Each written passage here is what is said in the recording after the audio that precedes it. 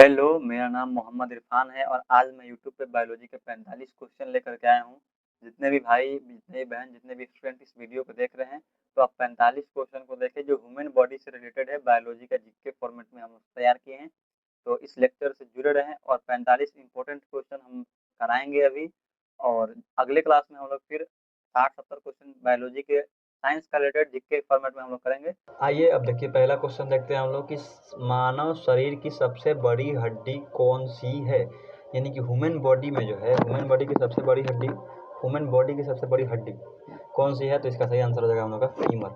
Tibia नहीं होगा, humerus नहीं होगा, स्कल नहीं होगा। इसका सही आंसर क्या होगा? फीमर होगा। फीमर जो है मानव शरीर की सबसे बड़ी हड्डी है। फिर नेक्स्ट क्वेश्चन देखिए, दूसरा नंबर क्वेश्चन देखते हैं हम लोग कि दिल शरीर के किस भाग में होता है।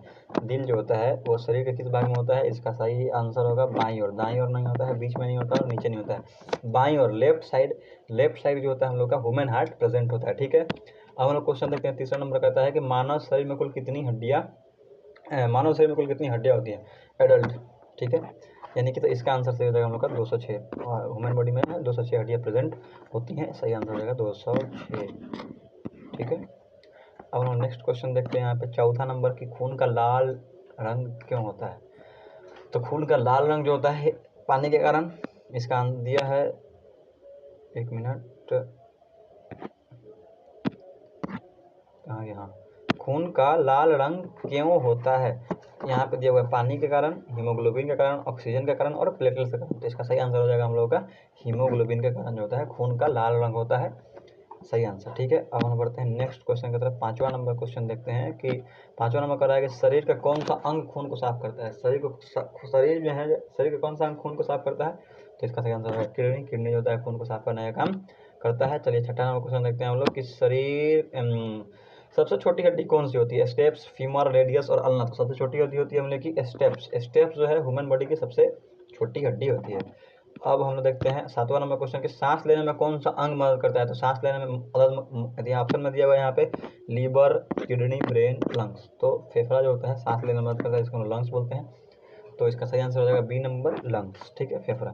और पढ़ते हैं शरीर का सबसे बड़ा अंग कौन सा है। शरीर का सबसे बड़ा अंग क्या है। तो शरीर का सबसे बड़ा अंग होता है स्किन। स्किन जो होता है शरीर का सबसे बड़ा अंग होता है। ठीक है, और पढ़ते हैं अगला क्वेश्चन कि शरीर का कंट्रोल सेंटर किसे कहा जाता है। शरीर का कंट्रोल सेंटर किसे कहा जाता है। तो इसको कहा जाता है हम लोग शरीर का कंट्रोल सिस्टम बोलते हैं हम लोग ब्रेन को। ठीक है, ब्रेन जो होता है ये पूरे शरीर का कंट्रोल सिस्टम होता है। अब हम सातवां क्वेश्चन देखते हैं कि खून में ऑक्सीजन कौन पहुंचाता है। खून में ऑक्सीजन पहुंचाने का काम कौन करता है। तो खून में ऑक्सीजन पहुंचाने का काम करता है हम लोगों का आरबीसी। आरबीसी होता है खून में ऑक्सीजन पहुंचाता है। और पढ़ते 10 नंबर 11 नंबर के खून में, शरीर में खून का पंप कौन करता है। खून का पंप जो होता है वो कौन करता है यहाँ पे।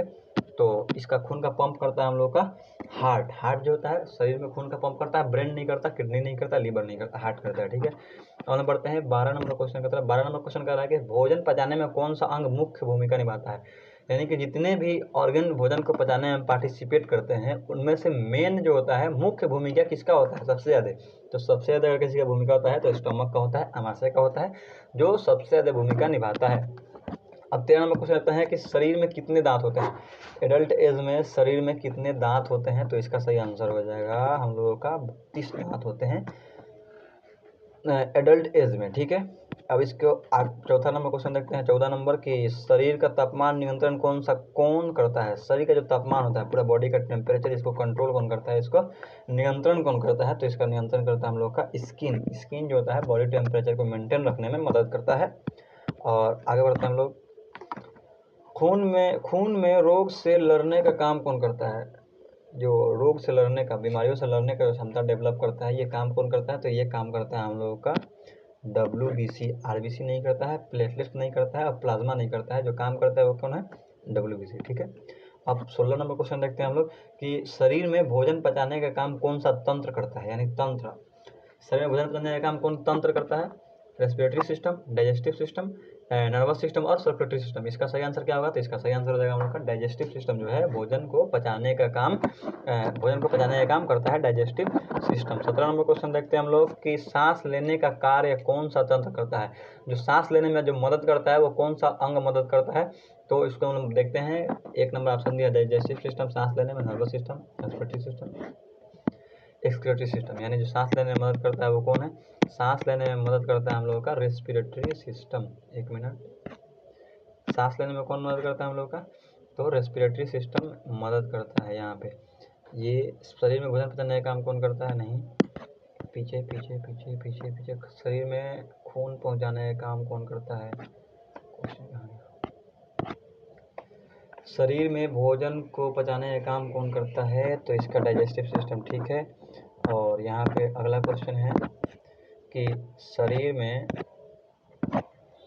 खून को पूरे शरीर में पहुंचाने का काम कौन करता है? तो खून को पूरे शरीर में पहुंचाने का काम करता है यहाँ पे सर्कुलेटरी सिस्टम, खून को पूरे शरीर में पहुंचाने का काम करता है। अब 19 नंबर क्वेश्चन देखते हैं हम लोग कि शरीर की हड्डियों का तंत्र क्या कहलाता है? हड्डियों का तंत्र कहलाता है हम लोग का स्केलेटन सिस्टम, कंकाल तंत्र। जो हड्डियों का तंत्र है स्केलेटल सिस्टम, उसको बोलते हैं हम लोग कंकाल तंत्र। फिर हम देखते हैं 20 नंबर क्वेश्चन कि शरीर की मांसपेशियों का तंत्र क्या कहलाता है? मांसपेशियों का तंत्र मस्कुलर सिस्टम, मांसपेशियों का तंत्र मस्कुलर सिस्टम, स्केलेटल सिस्टम नहीं होगा, डाइजेस्टिव सिस्टम नहीं होगा और नर्वस सिस्टम नहीं होगा, यानी कि शरीर के मांसपेशियों का तंत्र मस्कुलर सिस्टम होगा, ठीक है, जाहिर सी बात है। और 21 नंबर क्वेश्चन देखते हैं कि शरीर का नियंत्रण जो है कौन सा, शरीर का नियंत्रण तंत्र कौन सा है? यानी कि नियंत्रण करने का, पूरा होल बॉडी का नियंत्रण करने का, कब आगे बढ़ना है, कब पीछे बढ़ना है, कब बोलना है, क्या बोलना है, नहीं बोलना है, कब रुकना है, इस चीज़ को, पूरे होल बॉडी को कंट्रोल करने का काम करता है। पूरे बॉडी को जो कंट्रोल करता है, इस चीज़ को हम बोलते हैं, इस तंत्र को हम बोलते हैं नर्वस सिस्टम। ब्रेन जो है पूरे बॉडी को कंट्रोल करने का काम करता है, ठीक है। अब हम एक 22 नंबर क्वेश्चन देखते हैं, शरीर से अपशिष्ट निकालने का काम कौन करता है? यानी शरीर से जो अपशिष्ट निकालने का काम करता है, इसमें डाइजेस्टिव सिस्टम दिया है ऑप्शन में, एक्सक्रीटरी सिस्टम दिया है, नर्वस सिस्टम दिया है और स्केलेटल सिस्टम दिया है। शरीर से अपशिष्ट पदार्थों को निकालने का काम करता है हम लोग का एक्सक्रीटरी सिस्टम। एक्सक्रीटरी सिस्टम को लोग हिंदी में बोलते हैं उत्सर्जन तंत्र, यानी कि बॉडी से अपशिष्ट पदार्थों को, जो हमारे शरीर के लिए जरूरत नहीं है, हम खाना खा लिए, खाना पच गया, अब जो अपशिष्ट पदार्थ है उसको बाहर निकालने का जो ये तंत्र होता है उसको हम लोग एक्सक्रीटरी सिस्टम कहते हैं, ठीक है। अब हम बढ़ते हैं 23 नंबर क्वेश्चन की तरफ। 23 नंबर क्वेश्चन करता है कि हार्मोन बनाने वाला तंत्र कौन सा है? यानी हार्मोन कौन सा बनाता है, कौन तंत्र बनाता है?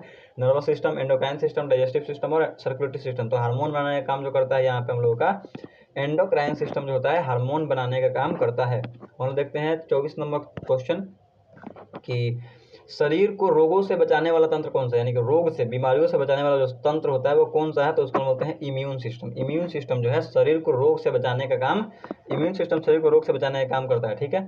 त्वचा किस तंत्र का हिस्सा है? त्वचा किस तंत्र का है? डाइजेस्टिव सिस्टम, जो भोजन पचाने में मदद करता है, इसका तो हो नहीं सकता है। अब देखिए सर्कुलेटरी सिस्टम दिया है, नर्वस सिस्टम दिया है, दूसरा नंबर जो होता है इंटेगुमेंट्री सिस्टम जो दिया है, तो इंटेगुमेंट्री सिस्टम जो है ये त्वचा इसी तंत्र का हिस्सा है, ठीक है। त्वचा इसी तंत्र का, डाइजेस्टिव सिस्टम का नहीं होगा, सर्कुलेटरी सिस्टम का नहीं होगा और नर्वस सिस्टम का भी नहीं होगा, ठीक है। तो इंटेगुमेंट्री सिस्टम जो है इस तंत्र का हिस्सा है हम लोग का त्वचा, ठीक है। अब 26 नंबर क्वेश्चन देखते हैं हम लोग कि 26 नंबर क्वेश्चन कर रहा है शरीर में ऑक्सीजन और कार्बन डाइऑक्साइड का आदान प्रदान किस तंत्र में होता है? ऑक्सीजन का आदान प्रदान जो होता है शरीर में वो किस तंत्र में, किस तंत्र का हिस्सा है? सांस लेना और सांस छोड़ना किस तंत्र का हिस्सा है? तो इसमें हम लोग का डाइजेस्टिव सिस्टम दिया है ऑप्शन में, जो कि नहीं होगा। रेस्पिरेटरी सिस्टम दिया है जो कि होगा, नर्वस सिस्टम नहीं होगा और एक्सक्रीटरी सिस्टम नहीं होगा। तो सही आंसर इसका हो जाएगा रेस्पिरेटरी सिस्टम, जो सांस लेने में मदद करता है, ठीक है। अब हम पढ़ते हैं 27 नंबर क्वेश्चन की रक्त किस तंत्र का हिस्सा है? रक्त किस तंत्र का हिस्सा है? Skeletal system, circulatory system, digestive system, muscular system. तो इसका सही आंसर हो जाएगा सर्कुलेटरी सिस्टम। परिवहन तंत्र में जो है वो रक्त ही तो फ्लो होता है ना, तो रक्त जो है परिवहन तंत्र का हिस्सा है, जो इसमें दिया है परिवहन तंत्र में सर्कुलेटरी सिस्टम का, ठीक है। शरीर की गति में कौन से दो तंत्र मिलकर काम करते हैं? यानी कि शरीर के जो मूवमेंट होता है, जो हम चलते हैं आगे पीछे या कहीं भी, तो इसमें कौन से दो तंत्र का हिस्सा, कौन से दो तंत्र पार्टिसिपेट करते हैं? तो यहाँ पर दिया हुआ हम लोग का ऑप्शन में दिया डाइजेस्टिव सिस्टम, रेस्पिरेटरी सिस्टम, जो कि नहीं होगा। स्केलेटल सिस्टम और मस्कुलर सिस्टम, ये सही आंसर है। स्केलेटल सिस्टम और मस्कुलर सिस्टम के हेल्प से शरीर का मूवमेंट पॉसिबल होता है, ठीक है। और पढ़ते हैं 19 नंबर को, 29 नंबर कि यहाँ पे देखिए यूरिन जो मूत्र बनाने का काम कौन सा अंग करता है? यूरिन जो होता है, जो हम पानी पीते हैं तो फिर जो अपशिष्ट हम बाहर निकालते हैं, इसको बनाने का काम कौन करता है? तो इसको बनाने का काम करता है हम लोग का लीवर दिया हुआ है, जो कि लीवर नहीं होगा। इसका आंसर होगा हम लोग का किडनी, हार्ट भी नहीं होगा, लंग्स भी नहीं होगा। किडनी जो होता है ये मूत्र को बनाने में, यूरिन को बनाने में मदद करता है, ठीक है। अब हम पढ़ते हैं 30 नंबर क्वेश्चन कि शरीर में संदेश यानी सिग्नल्स जो होते हैं कि भेजने का काम कौन करता है? अगर यहाँ भी अगर हमारे हाथ में कोई चींटी काटती है तो इस संदेश को ब्रेन तक जो पहुंचाने का काम करता है, इस कौन सा तंत्र करता है? तो शरीर ब्रेन तक पहुंचाने का काम सर्कुलेटरी सिस्टम तो नहीं करेगा, तो ब्लड का फ्लो करता है, नर्वस सिस्टम करता है, डाइजेस्टिव सिस्टम नहीं करेगा, स्केलेटल सिस्टम नहीं करेगा और सर्कुलेटरी सिस्टम नहीं करेगा। इसका सही आंसर क्या होगा? इसका सही आंसर होगा नर्वस सिस्टम। और नर्वस सिस्टम हो गया। फिर हम पढ़ते हैं 31 नंबर क्वेश्चन कि अगर कोई बच्चा चावल खाता है तो उसे किस पोषक तत्व की कमी हो सकती है। अगर आप चावल ज़्यादा खा रहे हैं तो आपको प्रोटीन की कमी हो सकती है, ठीक है। किस पोषक तत्व की कमी हो सकती है, इसका सही आंसर होगा प्रोटीन की कमी हो सकती है, ठीक है। 32 नंबर क्वेश्चन कर रहा है कि शरीर की वृद्धि और मरम्मत के लिए सबसे जरूरी पोषक तत्व कौन सा है। तो शरीर के वृद्धि के लिए, ग्रोथ के लिए और मरम्मत के लिए सबसे जरूरी पोषक अगर तत्व कोई है तो वो है प्रोटीन। कार्बोहाइड्रेट नहीं है, वसा नहीं है और खनिज भी नहीं है। प्रोटीन जो है शरीर के वृद्धि और मरम्मत के लिए सबसे जरूरी है। 33 नंबर क्वेश्चन देखते हैं कि यदि शरीर को तुरंत ऊर्जा चाहिए तो कौन सा पोषक तत्व काम आता है। अगर हमें तुरंत ऊर्जा की जरूरत हो तो कौन सा पोषक तत्व ले, तो इसका सही आंसर हो जाएगा हम लोग का कार्बोहाइड्रेट। प्रोटीन नहीं ले सकते हैं, वसा नहीं ले सकते हैं, विटामिन नहीं ले सकते हैं, लेकिन सबसे तुरंत सबसे जल्दी में अगर कोई ऊर्जा प्रदान करेगा तो वो है हम लोगों का कार्बोहाइड्रेट, ठीक है। 34 नंबर क्वेश्चन देखते हैं कि लंबे समय तक ऊर्जा देने वाले पोषक तत्व कौन से हैं। लंबे समय तक जो ऊर्जा देते हैं वो कौन से हैं पोषक तत्व, तो उसका आंसर हो जाएगा हम लोग का वसा जो है ये लंबे समय तक हम लोग को ऊर्जा देगा। प्रोटीन और पानी और कार्बोहाइड्रेट ये नहीं होगा, ठीक है। अब हम पढ़ते हैं 35 नंबर क्वेश्चन कि अगर किसी व्यक्ति को बार बार बीमारियां होती हैं तो किस पोषक तत्व की कमी हो सकती है। किस पोषक तत्व की कमी हो सकती है, तो उसको जो अगर किसी कोई बार बार बीमार पड़ रहा है तो उसका जो है उसको विटामिन की कमी हो सकती है, ठीक है। कार्बोहाइड्रेट की कमी नहीं होगी, वसा और प्रोटीन की नहीं हो सकती है, इसका सही आंसर होगा विटामिन की कमी हो सकती है। चलिए फिर हम पढ़ते हैं 36 नंबर क्वेश्चन की तरफ। संतुलित आहार का मतलब क्या होता है। सिर्फ फल खाना, सिर्फ दूध पीना और सही पोषक तत्वों की सही मात्रा में लेना और क्या दिखाना। तो संतुलित आहार यानी बैलेंस डाइट जो है इसका सही मतलब जो होगा कि सही पोषक तत्व सही मात्रा में, सभी पोषक तत्व सही मात्रा में लेने का जो होता है विधि, इसी को हम लोग संतुलित आहार बोलते हैं, ठीक है। पढ़ते हैं 37 नंबर क्वेश्चन की तरफ। अगर शरीर में आयरन की कमी हो जाए तो कौन सी समस्या हो सकती है, ठीक है। शरीर में अगर आयरन की कमी हो रही है तो कौन सी समस्या हो सकती है। आपको मोटापा हो सकता है, नहीं होगा, गलत है। एनीमिया हो सकता है, बुखार नहीं होगा, खांसी नहीं होगा। यानी कि शरीर में अगर आयरन की कमी हो रही है तो आपको एनीमिया हो सकता है, ठीक है। फिर हम पढ़ते हैं 38 नंबर क्वेश्चन की तरफ। हड्डियों को मजबूत बनाने के लिए कौन सा पोषक तत्व जरूरी है। यानी जो हड्डी है, हड्डी को मजबूत बनाने के लिए कौन सा पोषक तत्व जरूरी है, तो इसका सही आंसर होगा हम लोगों का ये आयरन नहीं होगा, प्रोटीन नहीं होगा, वसा नहीं होगा, इसका सही आंसर होगा कैल्शियम। हड्डी को मजबूत बनाने के लिए कैल्शियम बहुत जरूरी है। अगला क्वेश्चन देखते हैं हम लोग कि 39 नंबर कि अगर कोई बच्चा जंक फूड ज़्यादा खाता है तो क्या असर हो सकता है। यानी कि अगर कोई बच्चा बाहरी खाना, जंक फूड अगर ज़्यादा खा रहा है तो उसको कौन सा जो है क्या असर हो सकता है। उसका शरीर मजबूत होगा, मजबूत शरीर नहीं, संतुलित आहार नहीं, मोटापा बढ़ सकता है, कमजोरी हो सकती है, ज़्यादा ऊर्जा नहीं होगा। मोटापा और कमजोरी जो है ये आपको जंक फूड से मिलता है। फिर हम पढ़ते हैं 40 नंबर क्वेश्चन की तरफ। पानी शरीर में क्या काम करता है। पानी शरीर में जो है क्या काम करता है, बढ़िया क्वेश्चन है।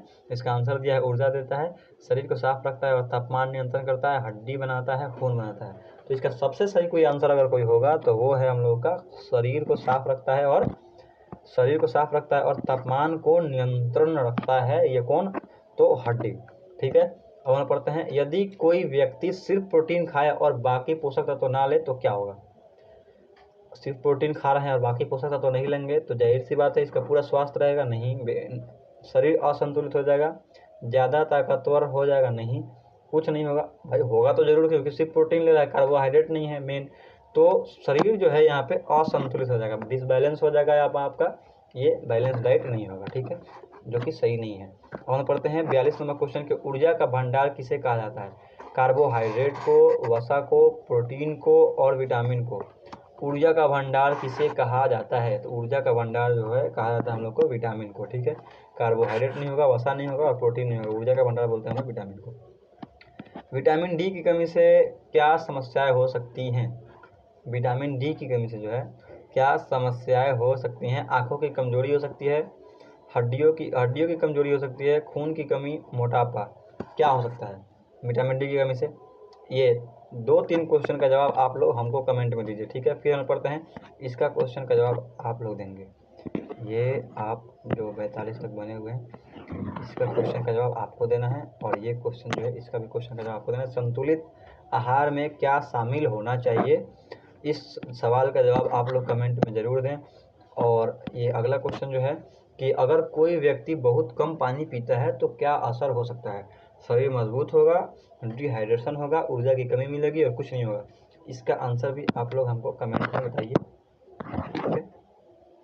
और इस लेक्चर को हम लोग यहीं पे समाप्त करते हैं। जितने भी बच्चे बने हुए हैं आप सबको दिल से शुक्रिया, और इस चैनल को सपोर्ट करें, चैनल को सब्सक्राइब करें। और अगले क्लास में जो है हम लोग कुछ इंपॉर्टेंट क्वेश्चन फिर से लेकर के आएंगे। जुड़े रहें, धन्यवाद।